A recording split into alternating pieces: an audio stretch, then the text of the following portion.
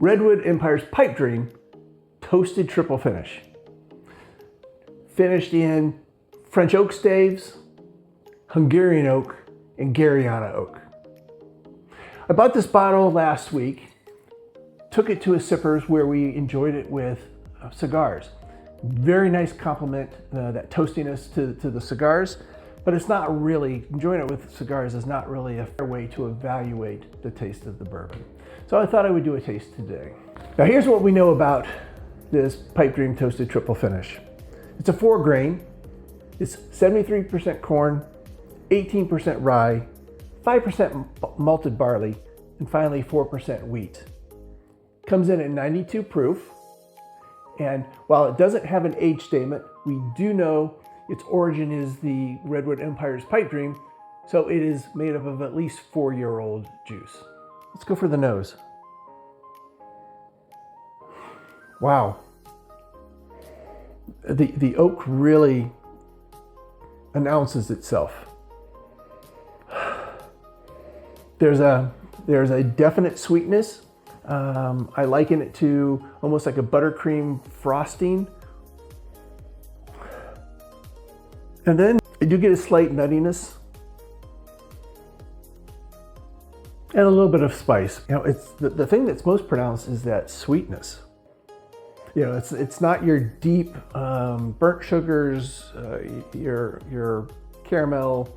It's much brighter than that. All right, to the taste.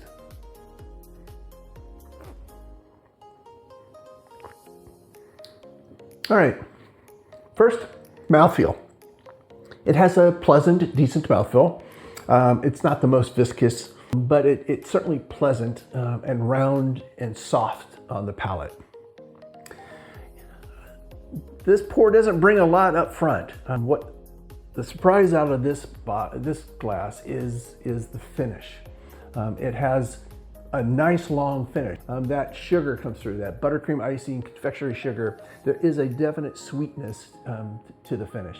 And then that evolves into a nuttiness. A very distinct nuttiness comes through. Like pralines or hazelnut on the finish. And finally, that nuttiness gives way to your traditional spices, baking spices, allspice, clove, maybe a little bit of cinnamon. So what's most interesting about this pour isn't necessarily what it gives you on an initial palate, but the transformation it goes through on the finish. Yeah, so again, not much up front, but it really is an interesting finish. And I can certainly taste the impact that each of the oaks have given it. I think the French oak staves are giving it that sweetness. You know, the Hungarian oak is probably that nuttiness, the hazelnut praline. And I would imagine the Garyana oak is what's bringing that ending baking spice. So is it my favorite pour? No, it's not. Am I glad I have this? Absolutely. It is a really interesting demonstration of the impact of the oak. But I think they work really, really well, and they all have their own unique timing in the finish. They progress in a very natural way, from sweetness to nuttiness to spice. And I think that's interesting, and that's something that I like to share with friends. Cheers.